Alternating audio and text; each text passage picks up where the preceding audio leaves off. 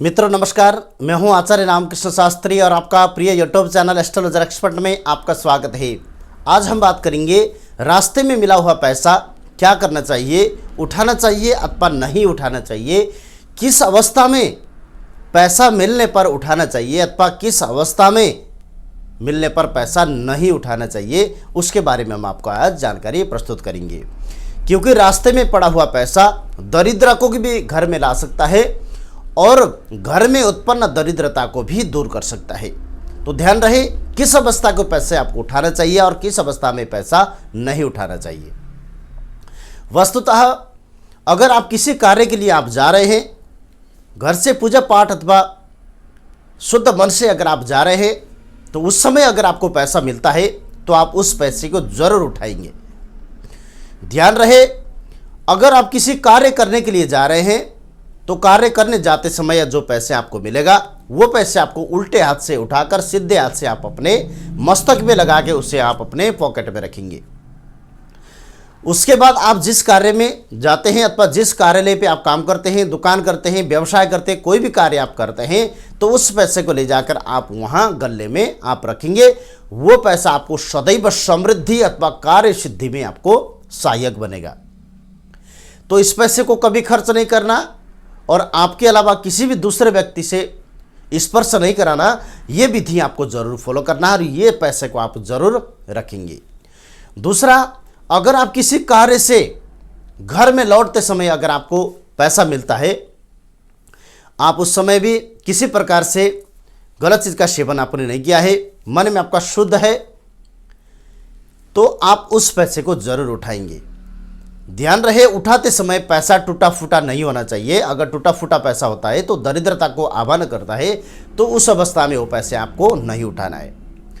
तो वो पैसे आप अगर घर आते समय अगर आपको मिल गया तो उसे आप लाएं। लाने के बाद आप ले जाकर अपने घर में पूजा स्थान पे अथवा आप जहाँ भी पैसा रखते उस तिजोरी में आप उस धन को जरूर रखें।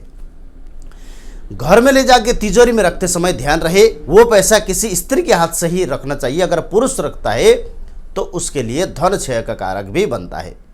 ध्यान रहे अगर घर में कोई भी स्त्री नहीं है तो आप उस पैसे को पूजा में ही रखेंगे, आप तिजोरी में ले जाके नहीं रखेंगे।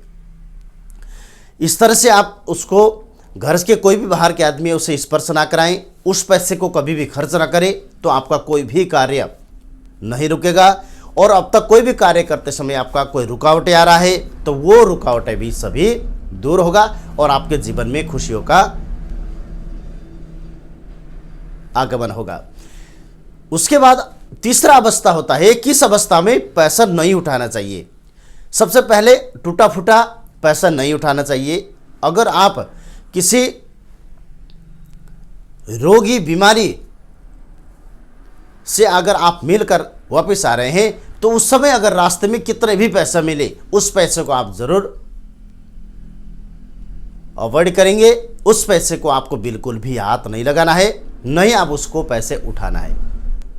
कितने भी ज़्यादा पैसे हो उसको आपको नहीं लाना है। लाकर आपके घर की समृद्धि भी क्षति होगी और आपका मानसिक विकार से लेकर हर प्रकार की समस्याओं में आप उलझ जाएंगे। इसलिए उस पैसे को आप बिल्कुल भी स्पर्श नहीं करेंगे।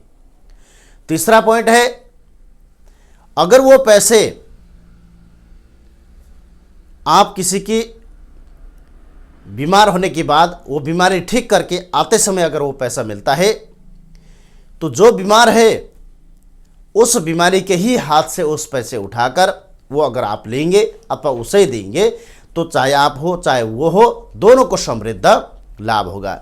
ध्यान रहे अगर किसी का मृत्यु हो गया है तो आप मृत्यु कार्य में सम्मिलित होने के लिए आप शमशान की तरफ जा रहे हो अथवा शमशान के तरफ से आप आ रहे हो, अगर जाते अथवा आते समय अगर आपको पैसा मिलता हो तो उस पैसे का आप लाकर घर में मेन गेट, घर के एंट्री नहीं कराना है, बाहर ही अगर आप मेन गेट के ऊपर रख देते हैं अथवा चिपका देते हैं, किसी चीज़ में अगर आप उसको सुरक्षित तरीके से आप वहाँ रख देते हैं तो आपके घर में कभी भी नकारात्मक ऊर्जा, नकारात्मक तत्व, भूत प्रेत, पिशाच अथवा इत्यादि का कभी भी प्रवेश नहीं होगा और घर में सदैव समृद्ध अथवा लक्ष्मी का ही आह्वान अथवा आपके घर में विराजमान रहेगा। इसलिए ये पैसे आप जरूर उठाएंगे और जरूर लाकर आप अपने मेन गेट के ऊपर इसको रखेंगे, जिससे आपके जीवन में किसी भी प्रकार का कोई भी कष्ट अथवा गलत चीज़ का आगमन नहीं कराएगा। तो इसलिए जो पैसे हैं आप जरूर सुने वीडियो को पूरा, और एक बार 2 बार सुने, उसके बाद जो भी पैसे आप इस तरीके से आपको प्राप्त होता है उसे अवश्य आप अपने घर में रखें। अथवा जिस अवस्था में बताए हैं इस अवस्था में आपको कितने भी पैसे मिलता है वो पैसे का आपको नहीं उठाना है।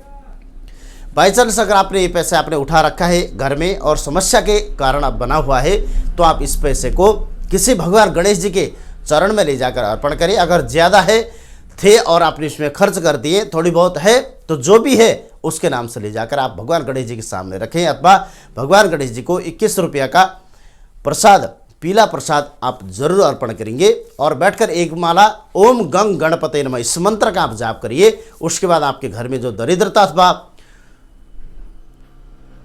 घर में अशांति का माहौल बना हुआ है वो सभी दूर होगा।